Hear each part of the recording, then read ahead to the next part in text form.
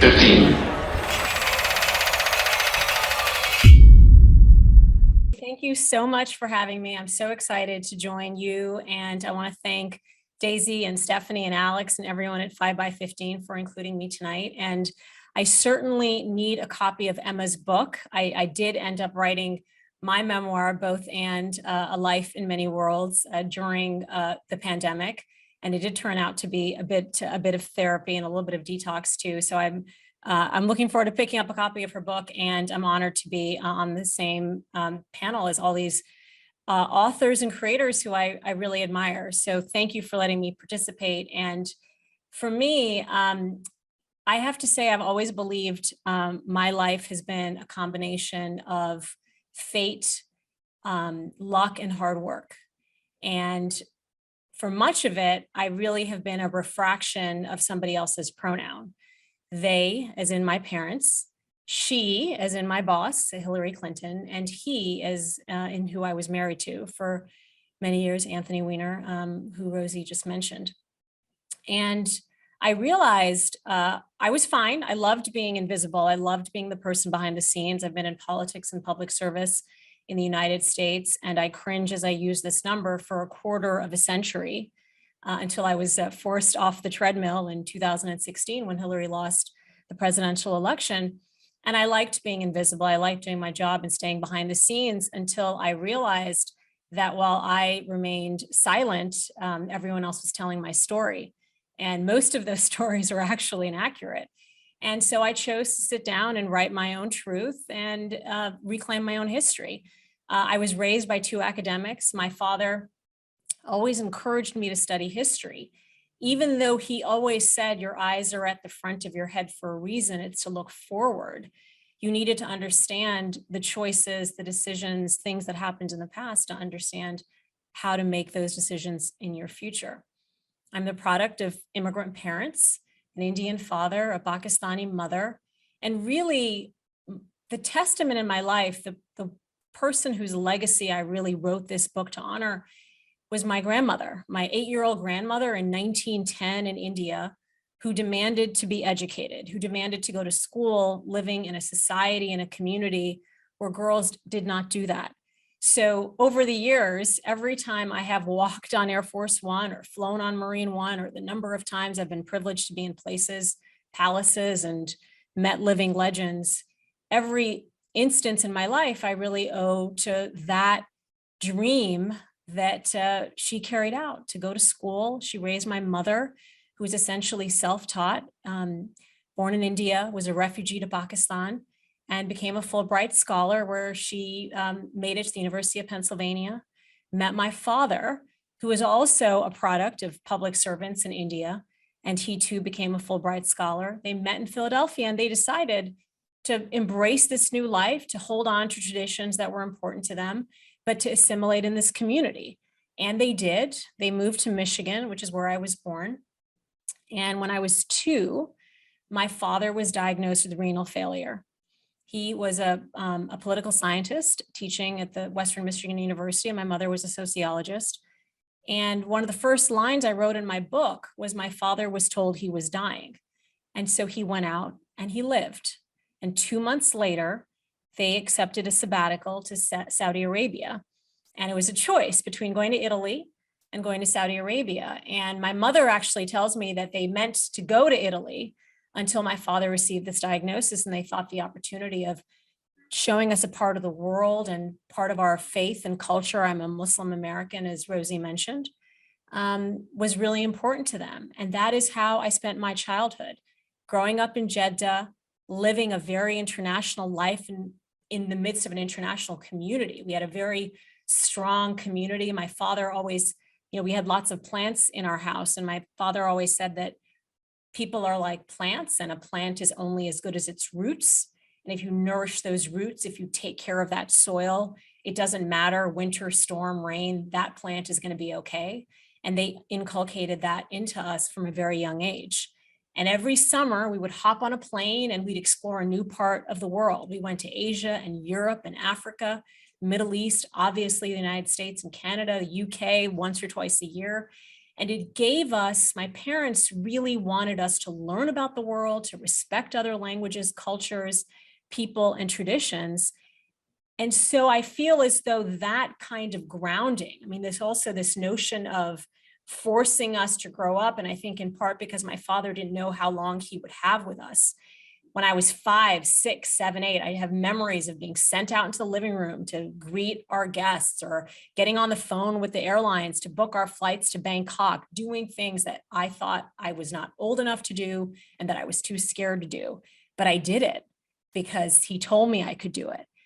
And I lost my father when I was 17, just before I left for university. But I feel like when I walked into the White House at 21 in 1996, I brought that perspective, those roots, that grounding that my parents instilled in me growing up in the way that I was able to be raised. And I walked into the White House, there weren't a lot of other Muslim Americans. There certainly weren't a lot of women like me walking around. And back then, America, might be hard to remember now, but it was arguably the sole superpower in the world. And I was working in the Clinton administration. I wasn't even sure if I was a Democrat or a Republican.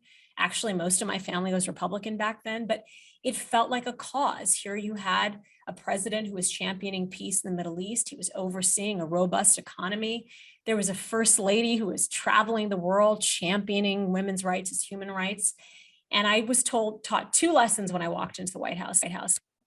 Number 1 was fail to plan, plan to fail. So everything about my life and work was doing it right, being perfect, doing the best. I wasn't the smartest. I wasn't the prettiest. I wasn't the best at what I did, but I was prepared to outwork everybody all the time. And so we had very much a sink or swim attitude. And I share many stories in the book about what it was like on my first trips, what I didn't know what I was doing when I had to go in to the president and first lady's bedroom to wake up the first lady because she was late for a trip and I didn't know how to do it.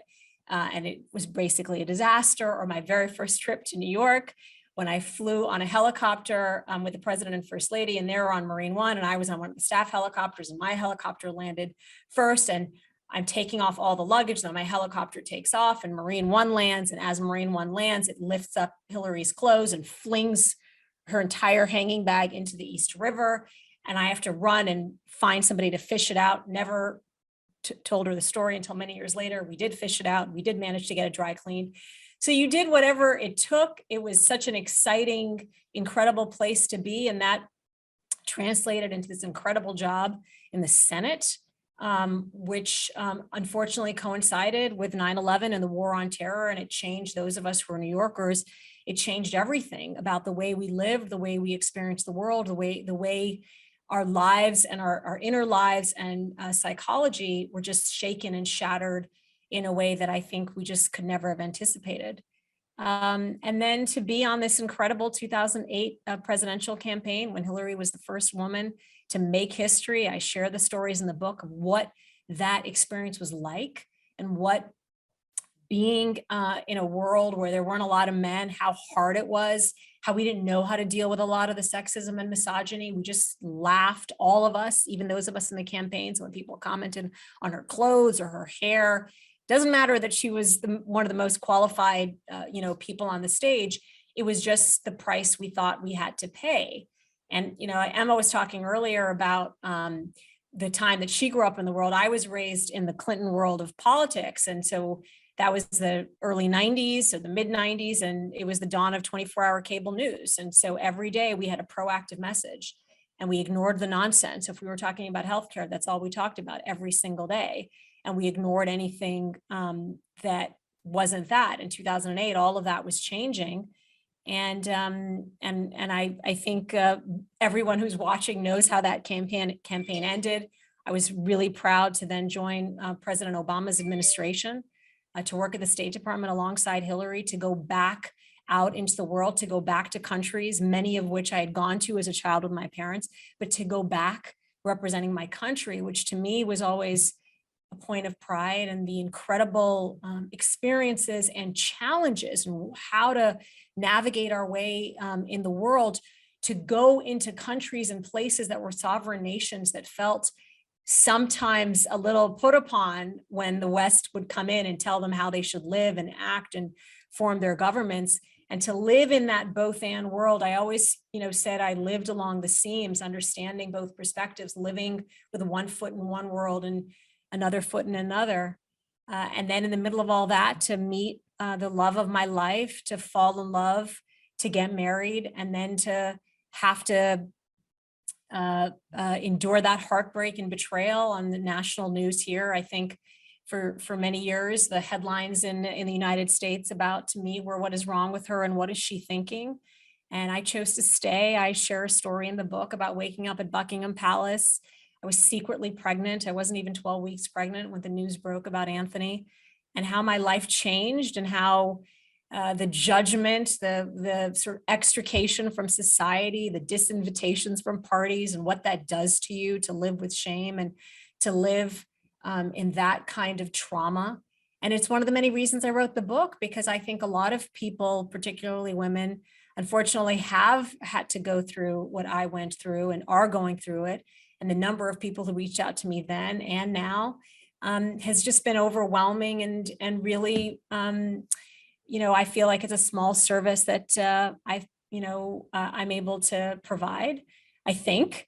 And then the 2016 campaign, the history that Hillary Clinton made, all the outside forces that affected that election, my role in it, the incredible opportunities we had, and the tragedy. I get up every single day and I think about how different our country would have been if Hillary Clinton had been elected in 2016. And I hope when people walk away from this book, that they realize she would have been an extraordinary leader, an extraordinary president. And now that I'm on a book tour and traveling around this country, I have to say my favorite places to go speak are at universities. And young women always ask me, what do you think? What is your advice? And I always tell them to do the thing that scares them the most, because that's what I'm doing right now. I've done the thing that scares me the most. I've put it all down there.